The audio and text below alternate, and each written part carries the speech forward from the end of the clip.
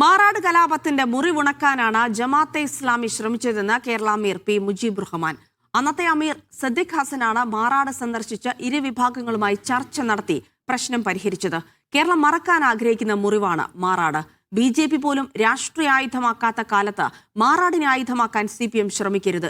AK ബാലൻ Abhinava Goebbels ആകരുതെന്നും P Mujeeb Rahman പറഞ്ഞു. മാറാട്ടേക്ക് ആളുകൾക്ക് കടന്നു ചെല്ലാൻ പറ്റാത്തൊരു അന്തരീക്ഷമാണ്. ഒരു സ്ഫോടനാത്മകമായ സ്ഥിതിവിശേഷം രാജ്യത്ത് സൃഷ്ടിക്കപ്പെട്ട സന്ദർഭമാണ്. ആ ഘട്ടത്തിൽ അങ്ങോട്ട് കടന്നു ചെന്ന മുസ്ലിം നേതാവാണ് ജമാഅത്തെ ഇസ്ലാമിയുടെ അന്നത്തെ കേരള അമീർ സദ്ദിഖ് ഹസൻ സാഹിബ് എന്ന് പറയുന്ന വ്യക്തിത്വം. 2 മണിക്കൂർ അവരുമായി ചെലവഴിച്ചു, സംസാരിച്ചു, അന്തരീക്ഷത്തിന് അയവുവരുത്തി.